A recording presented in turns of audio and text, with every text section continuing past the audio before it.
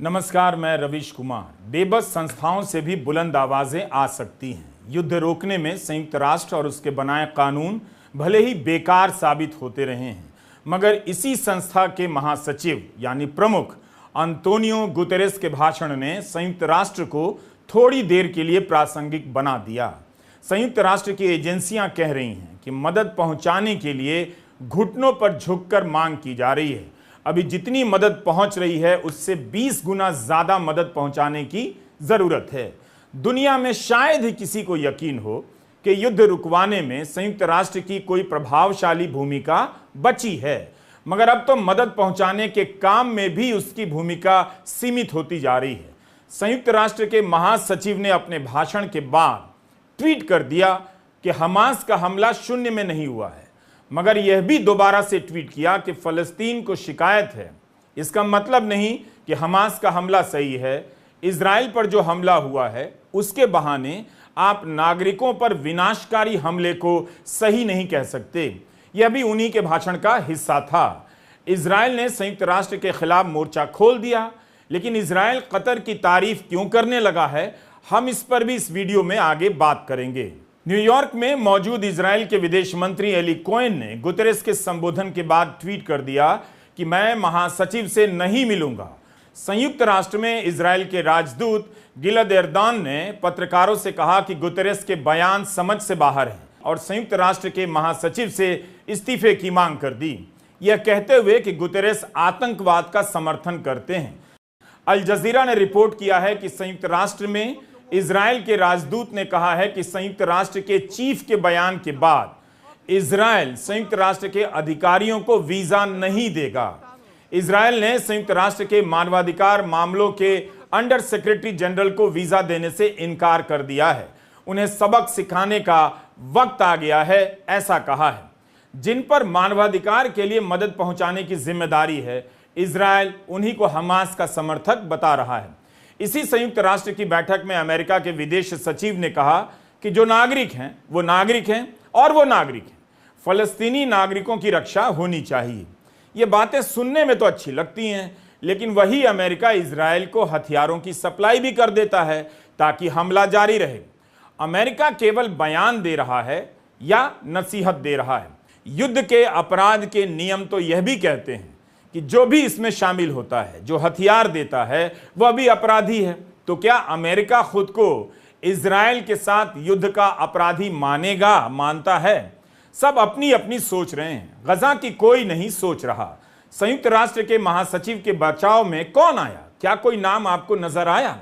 गजा में 6 लाख लोग संयुक्त राष्ट्र की शिविरों में रह रहे हैं। संयुक्त राष्ट्र के महासचिव ने कहा कि इन शिविरों में ईंधन नहीं है। इजराइल की सेना आईडीएफ अब संयुक्त राष्ट्र के शिविरों को भी निशाना बना रही है। यूएनआरडब्ल्यूए संयुक्त राष्ट्र राहत व कार्य एजेंसी को ट्विटर पर पलटकर जवाब देने लगी है। यूएनआरडब्ल्यूए ने जब 24 अक्टूबर की रात ट्विटर पर लिखा कि 25 अक्टूबर की रात तक हमारे पास ईंधन नहीं बचेगा, इसकी वजह से हमें अपने मदद कार्य को रोकना पड़ेगा। अगर ईंधन नहीं मिला तो कल रात तक गजा में राहत का काम रुक जाएगा। इस पर इजराइल की सेना आईडीएफ ने यूएनआरडब्ल्यूए के ट्वीट को एक ड्रोन तस्वीर के साथ रीट्वीट किया और लिख दिया कि ये हमास के फ्यूल टैंक हैं, इनमें 5 लाख लीटर से भी अधिक ईंधन है। हमास से पूछो अगर आपको थोड़ा ईंधन मिल सकता है। Ask Hamas if you can have some. Israel को दिखने लगा है कि इस मंच से, संयुक्त राष्ट्र के मंच से, अंतोनियो गुतेरेस का भाषण दुनिया भर में फलस्तीन को पहले पन्ने पर पहुंचा देगा, जिन पन्नों पर ज्यादातर इजराइल का ही पक्ष नजर आता है। राहत व बचाव कार्य में संयुक्त राष्ट्र के 35 कर्मचारी गजा में मारे गए हैं। हम आज के वीडियो में इस पर भी बात करेंगे। संयुक्त राष्ट्र के प्रमुख अंतोनियो गुतेरेस ने अपने भाषण में उस नब्ज पर हाथ रख दिया जिस पर इजराइल लगातार पर्दा डालने की कोशिश कर रहा है। गुतेरेस ने कहा कि इस युद्ध के कारण समाज में ध्रुवीकरण और तनाव तेजी से फैल रहे हैं, इसलिए हमें सिद्धांतों को लेकर स्पष्ट रहना होगा और इसकी शुरुआत नागरिकों की सुरक्षा और सम्मान के मूल सिद्धांत से होती है। उन्होंने कहा कि सभी बंधकों के साथ मानवीय व्यवहार होना चाहिए और बिना शर्त उन्हें रिहा किया जाए। यह भी स्वीकार करना जरूरी है कि हमास का हमला शून्य में नहीं हुआ है। 56 साल से फलस्तीन के लोगों को बंधक बनाया गया है। वे दम घोंटू हालात में रहने के लिए मजबूर किए गए हैं। उन्होंने देखा है कि उनकी जमीन किस तरह से कोई निगलता जा रहा है। यहां के लोग पहले से ही हिंसा से घिरे हैं। उनकी अर्थव्यवस्था की गर्दन मरोड़ दी गई है। उनके लोगों को विस्थापित होना पड़ा है। उनके घरों को ध्वस्त कर दिया गया। उनकी उम्मीदें तेजी से खत्म होती जा रही हैं कि दुखों का राजनीतिक समाधान हो भी सकता है। युद्ध के अपने नियम होते हैं। हमें मांग करनी चाहिए कि सभी पार्टियां अंतर्राष्ट्रीय मानवाधिकार के कानून का सम्मान करें, अस्पताल और संयुक्त राष्ट्र की इमारतों का सम्मान करें जहां पर इस समय 6 लाख फलस्तीनी रह रहे हैं। नागरिकों की सुरक्षा का मतलब यह नहीं कि 10 लाख लोगों को आप जगह खाली कर दक्षिण जाने के लिए कह दें जहां ना शिविर है, पानी है, ना भोजन है, ना दवा, ना ईंधन। दक्षिण में भी लगातार बमबारी हो रही है। मैं मानवाधिकार के कानूनों के उल्लंघन को लेकर बहुत चिंतित हूं। कोई भी पार्टी इन कानूनों से ऊपर नहीं है। Even war has rules. It is important to also recognize the attacks by Hamas did not happen in a vacuum. The Palestinian people have been subjected to 56 years of suffocating occupation. I am deeply concerned about the clear violations of international humanitarian law that we are witnessing in Gaza. एक स्तर पर देखिए तो जब तक Israel के संबंध हर मुल्क से बेहतर हैं, तब तक उसे कोई फर्क नहीं पड़ेगा कि संयुक्त राष्ट्र क्या कहता है, उसमें क्या कहा जा रहा है और सड़कों पर जनता क्या कह रही है। मगर संयुक्त राष्ट्र के प्रमुख के भाषण के बाद इजराइल के विदेश मंत्री की प्रतिक्रिया से यह नजर आने लगा कि इजराइल पर मनोवैज्ञानिक असर हो रहा है। वह चिढ़ने लगा है कि दुनिया केवल उसकी बात क्यों नहीं कर रही है, फलस्तीन की भी बात क्यों कर रही है। इस बाताबाती में राहत सामग्री का अभियान प्रभावित हो रहा है। ईंधन को लेकर इजराइल और अमेरिका अलग अलग बातें कर रहे हैं, मगर इजराइल की ही चल रही है। इजराइल मानने को तैयार नहीं कि गजा में ईंधन की कमी है। कहता जा रहा है कि हमास के पास पर्याप्त ईंधन है। कह रहा है कि उस पर हमला करने के लिए संयुक्त राष्ट्र और नागरिकों के ईंधन हमास ने चुराए हैं। मंगलवार को व्हाइट हाउस ने कहा कि गजा के भीतर ईंधन की सप्लाई की इजाजत दी जानी चाहिए। राष्ट्रीय सुरक्षा परिषद के प्रवक्ता जॉन कर्बी ने कहा कि हम ईंधन को लेकर इजराइल की बात समझते हैं, मगर गजा में ईंधन का पहुंचना बहुत जरूरी है। 24 अक्टूबर को रफा की सीमा से कोई मदद नहीं भेजी जा सकी। 25 अक्टूबर को फिर से 20 ट्रक राहत सामग्री लेकर रवाना हुए। संयुक्त राष्ट्र की वेबसाइट पर लिखा है कि विश्व स्वास्थ्य संगठन ईंधन, दवा और पानी को उत्तरी गजा के अस्पतालों तक नहीं पहुंचा पा रहा क्योंकि सुरक्षा की गारंटी नहीं है। WHO ने मांग की है कि तुरंत ही युद्ध विराम हो ताकि मानवाधिकार मदद पहुंचाई जा सके। 7 अक्टूबर से पहले हर दिन गजा में 100 ट्रक मदद सामग्री लेकर जाते थे। हमले के 2 हफ्ते के बाद पहली बार 20 ट्रक ही जा सके। यूएन ने कहा है कि गजा की 2/3 मेडिकल इकाइयां काम करना बंद कर चुकी हैं। इनमें 35 में से 12 अस्पताल शामिल हैं। कई बार लगता है कि इजराइल इसलिए भी बमबारी ज्यादा कर रहा है ताकि धमाकों की आवाज में फलस्तीन के सवाल गुम हो जाएं, मगर ऐसा नहीं हुआ। हर जगह फिर से छपने लगा है। 1917 में फलस्तीन के साथ क्या हुआ, 1948 में क्या हुआ, 1967 में फलस्तीन के साथ क्या हुआ, 2008 में क्या हुआ और 2023 में क्या हो रहा है। जब से गजा में राहत सामग्री पहुंचने लगी है, तभी से इजराइल ने अपनी बमबारी तेज कर दी है। पिछले 24 घंटे में गजा में 700 लोग मारे गए हैं और उसके पहले के 24 घंटे के हमले में 400 लोग मारे गए। अब गजा में मरने वालों की संख्या 6000 के करीब पहुंचने लगी है।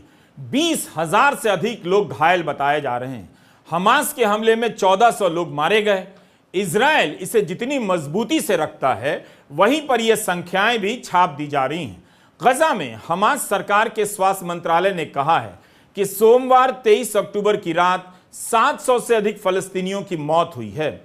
फलस्तीनी स्वास्थ्य मंत्रालय ने कहा है कि 18 दिन के हमलों में 5,791 फलस्तीनी मारे जा चुके हैं। इसमें 2,360 बच्चे हैं। रॉयटर्स ने लिखा है कि वे स्वतंत्र रूप से इन आंकड़ों की पुष्टि नहीं कर सकते। वेस्ट बैंक में जेनिन में ड्रोन हमले के बाद अब तक मलबे से शव मिल रहे हैं। 7 अक्टूबर से लेकर अब तक वेस्ट बैंक में इजरायली हमलों के बाद 100 फलस्तीनियों की मौत हो चुकी है। अस्पताल काम करना बंद कर रहे हैं और यहां नसीहतों और बयानों का खेल चल रहा है। इजरायल से लौटने के बाद जो बाइडेन ने कहा था कि वे इजरायल इसलिए गए थे ताकि गजा में मदद पहुंचाने का रास्ता निकल सके और इसमें सफल रहें, लेकिन 18 तारीख के उनके दौरे के बाद आज 25 तारीख है, एक सप्ताह में भी मदद का काम अटका हुआ है। यह अमेरिका की सफलता है, अगर आप इसे सफलता मानते हैं तो।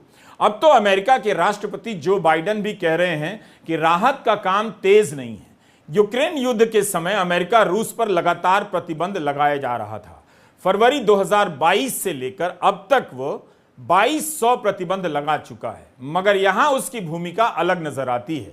वो इजराइल का दोस्त भी बन रहा है और गजा के फलस्तीनियों का हमदर्द भी। अमेरिका ने अभी तक कुछ भी ऐसा नहीं कहा या किया या चेतावनी नहीं दी है जिससे इजराइल पर रोक लगे। आखिर अमेरिका की चेतावनी कब काम आएगी?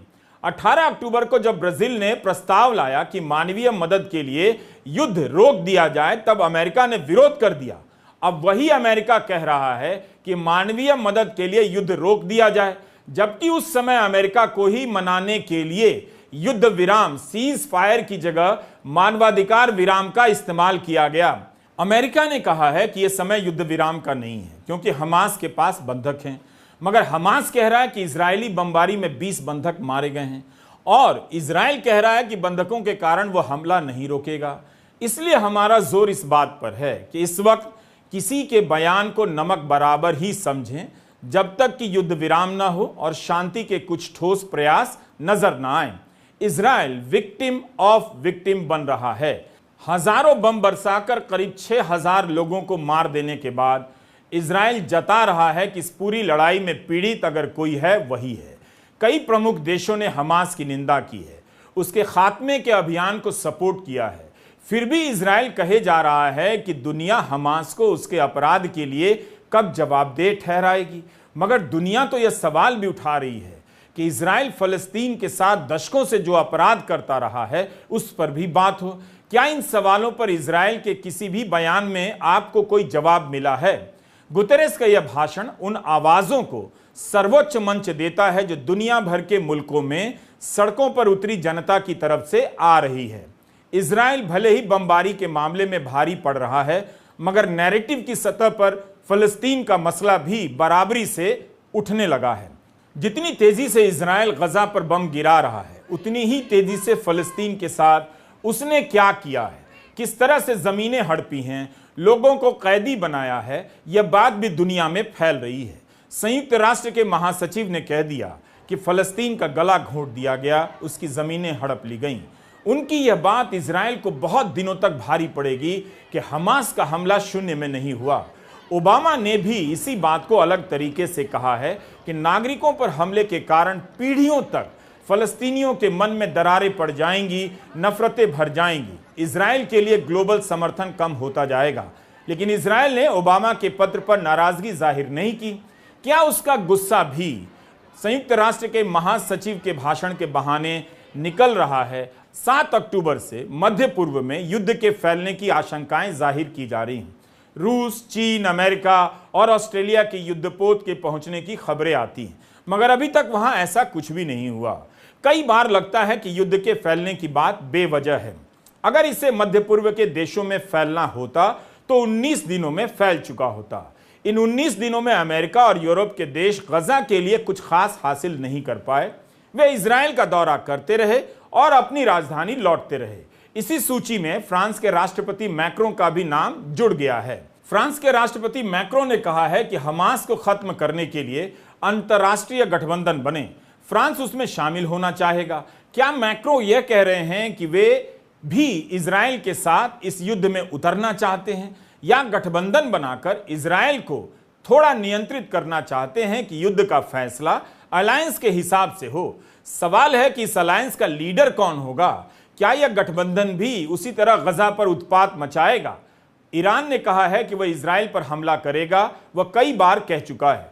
इजराइल लगातार ईरान पर आरोप भी लगा रहा है, लेकिन संयुक्त राष्ट्र में अमेरिका के विदेश सचिव ब्लिंकेन ने कहा कि अमेरिका ईरान से सीधा युद्ध नहीं चाहता।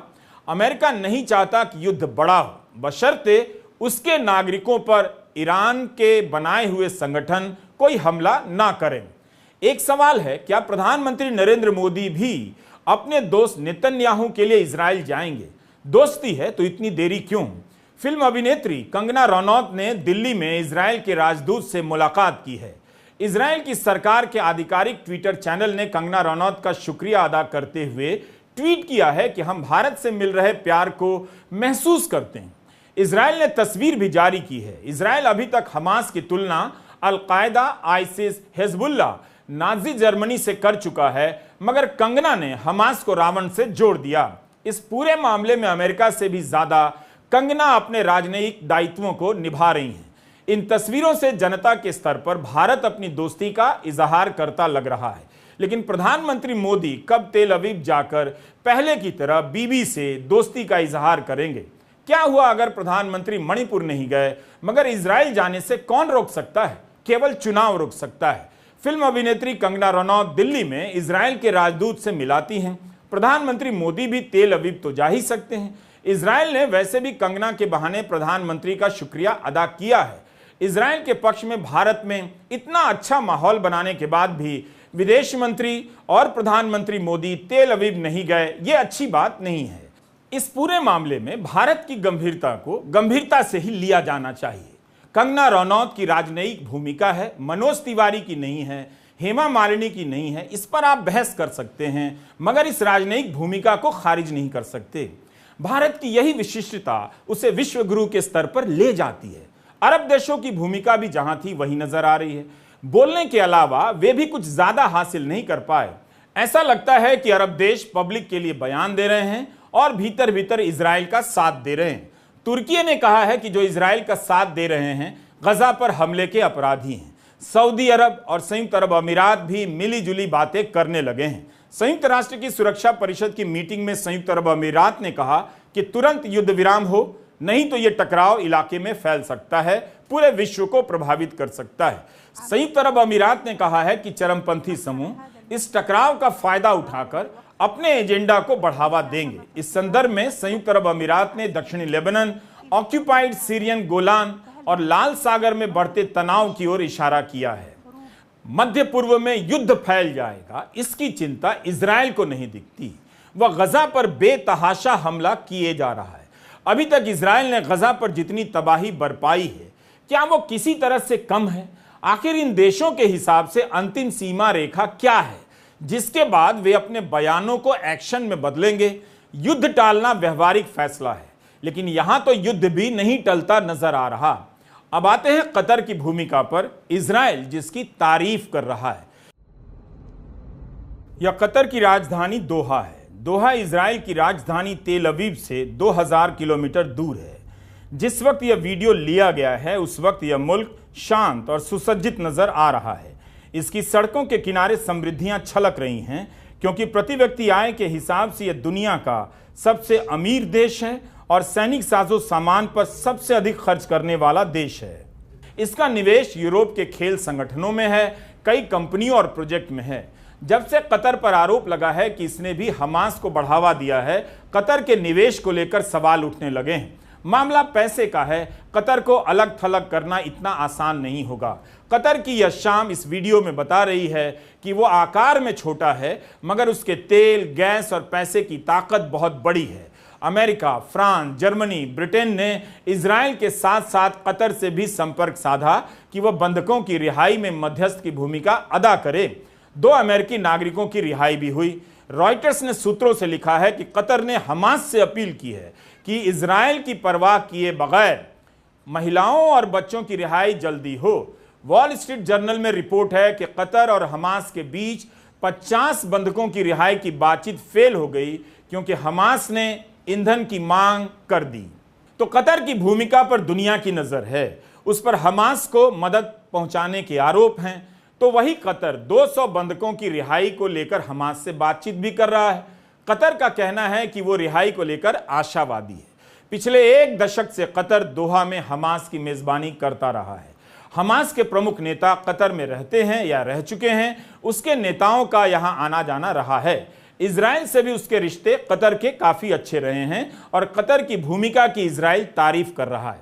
एक तरफ कतर इजराइल की निंदा कर रहा है तो दूसरी तरफ इजराइल ने राष्ट्रीय सुरक्षा सलाहकार की तरफ से कहा है कि मुझे ये कहते हुए खुशी हो रही है कि कतर मानवीय उपायों में एक अहम भागीदार बनता जा रहा है। इस समय में उनके कूटनीतिक प्रयास बेहद जरूरी हैं। जब हमास और इजराइल के बीच युद्ध विराम हुआ था तब कतर ने ही गजा में प्रशासनिक अधिकारियों की तनख्वाह दी, गरीब परिवारों के खातों में पैसे दिए और मानवीय सहायता पहुंचाई। बाइडेन प्रशासन कतर को लेकर संवेदनशील है, उसकी भूमिका को लेकर तारीफ भी कर देता है और अपने नागरिकों की रिहाई के लिए दबाव भी डालता है। अमेरिकी विदेश सचिव एंटनी ब्लिंकेन हमले के बाद अपने दौरे में कतर गए थे। कतर के अमीर ने कहा है कि इजराइल के हमले को लेकर हमें दोहरापन मंजूर नहीं, जैसे बच्चों की जिंदगी का कोई मोल नहीं। आप इस बात को अनदेखा नहीं कर सकते कि इजराइल ने फलस्तीन पर कब्जा किया है, उसे चारों तरफ से घेर लिया है, उसकी जमीन पर अपनी बस्ती बसा ली है। हम शांति के समर्थक हैं और ऐसा समाधान चाहते हैं जिसकी अंतर्राष्ट्रीय मान्यता हो। हमारा कहना है कि अब बहुत हो चुका। इजराइल को आप हत्याएं करने की खुली छूट नहीं दे सकते। हम इस युद्ध को रोकने की मांग करते हैं ताकि नागरिकों को निशाना न बनाया जाए।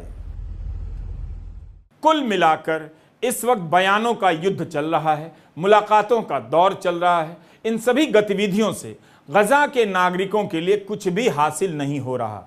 इजराइल के बमों की गिनती और गजा के लाशों की गिनती के अलावा बाकी दुनिया के लिए कुछ नहीं बचा। हम जिन नेताओं को पावरफुल, ताकतवर, न जाने क्या क्या कहते हैं और बनाते हैं, उन्हीं के आगे आम जनता लाचार नजर आती है। उनकी लाइफ ठीक चल रही है नेताओं की, वे इस माहौल में भी अच्छे कपड़ों में नजर आते हैं और एक दूसरे से हाथ मिलाते हुए मुस्कुराते नजर आते हैं। नमस्कार, मैं रवीश कुमार।